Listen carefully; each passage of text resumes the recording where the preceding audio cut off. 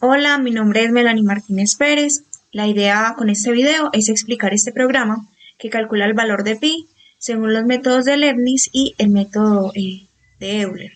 La idea es comparar ambos métodos, mirar cómo va cambiando el valor arrojado de pi según el número de datos que se ingresen y analizar entonces el porcentaje de error y cuál de los dos métodos es más apropiado para calcular el valor de pi. Entonces, inicialmente lo que vamos a hacer en el código es importar las librerías. Entonces vamos a importar NumPy porque nos va a permitir crear vectores y usar funciones como lo del valor absoluto que va a ser necesario para el cálculo del error. También importamos Matplotlib porque nos va a permitir hacer las gráficas, que es lo que vamos a analizar como tal. También tenemos entonces que como datos de entrada vamos a tener el valor teórico de pi. En este caso hemos ingresado alrededor de 14 cifras decimales buscando que el cálculo del error pues sea más preciso. Inicialmente tenemos el método de Leibniz, ¿cierto? Que esta es la sumatoria que él plantea. Vemos entonces que una sumatoria que inicia en 0 hasta infinito. En este caso vamos a tomar 100 valores y finalmente sería como esto en general, ¿cierto? Multiplicado por un valor, la fracción. Y entonces para hacer eso lo que vamos a hacer es plantear un vector que esté completamente lleno de ceros. En este caso lo vamos a hacer porque así el programa va a ir colocando ahí uno a uno los datos que vamos obteniendo en la sumatoria. También vamos a definir este vector n, que va a ser el número de datos que vamos a ir usando. En este caso, ambos tienen el mismo tamaño. Nuestro vector de ceros tiene 24 y n también tiene 24 datos ingresados. Vamos a usar la función for en Python porque nos va a permitir hacer la sumatoria. Entonces, inicialmente vamos a colocar este rango que es de 0 a 24, recordemos que es el tamaño de los vectores que estamos usando. Y definimos inicialmente lo que es suma Leibniz, ¿cierto? Es ahí donde va a ir acumulándose.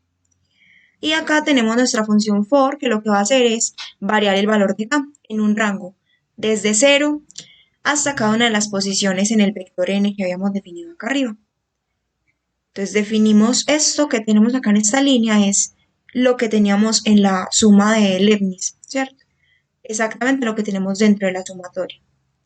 Y finalmente, entonces vamos a colocar esta línea que lo que hace es que los datos que vamos obteniendo de la sumatoria se vayan colocando uno a uno dentro del vector de ceros.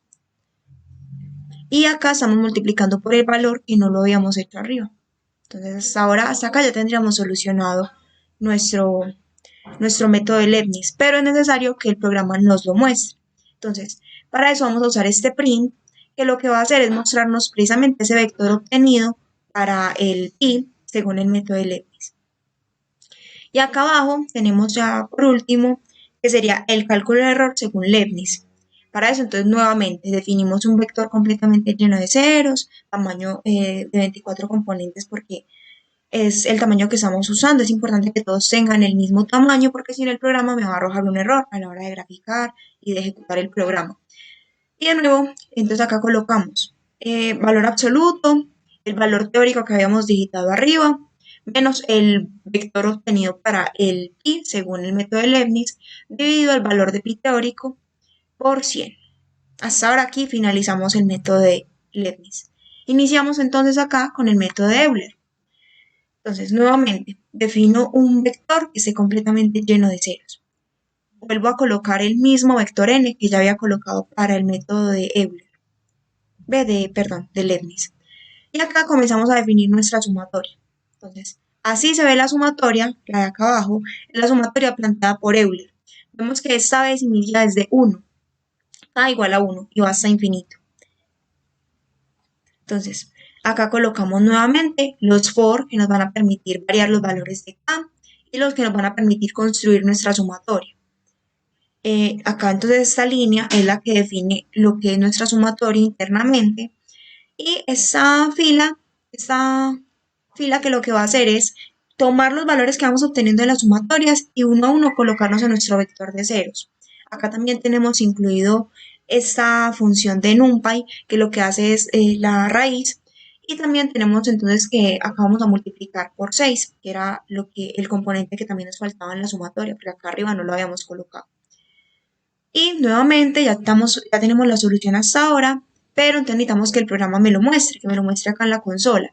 Por eso usamos print y le pedimos que nos muestre ese vector que obtenemos. Nuevamente, el cálculo del error, igual que lo hicimos con el Leibniz, simplemente cambia el vector que estoy usando como valor experimental y funciona exactamente igual. Acá tenemos los gráficos, vamos a usar dos gráficos. En uno me va a mostrar cómo va cambiando el valor de pi para cada uno de los métodos a medida que voy aumentando el número de datos. Y en la segunda gráfica lo que vamos a hacer es analizar el cambio en el error, ¿cierto? Entonces una me analiza el error y otra me analiza el valor obtenido. Entonces vamos a colocar acá a correr el programa. Acá en la consola, como pueden ver, me está mostrando valores de pi calculados mediante el método de Leibniz, que es este vector, y acá valores de pi según el método de Euler, y me está mostrando acá el vector como tal que obtuvimos. Acá tenemos entonces la primera gráfica que me va mostrando en el eje X cómo va aumentando el número de datos en la sumatoria. Recuerden que tomamos como límite superior para la sumatoria 100 datos. Y cómo va cambiando entonces el valor de pi que vamos obteniendo. Vemos que inicialmente pues ambos están distantes del valor que tenemos que es 3,14 y ya a medida que vamos aumentando el número de datos, ya cuando tenemos 100, vemos que ambos están bastante parecidos. Y acá para el cálculo del error, entonces vemos como el error, al contrario de la otra gráfica que crece, este va disminuyendo a medida que vamos colocando más datos en la sumatoria. Entonces, podemos concluir que es más apropiado el método de Leibniz, dado que, como pueden ver acá en el porcentaje de error, inicialmente es más bajo para Leibniz, aún con valores de n bastante bajos. Sin embargo, pues ambos finalmente para un valor de 100 nos dan valores de pi bastante similares. Muchas gracias.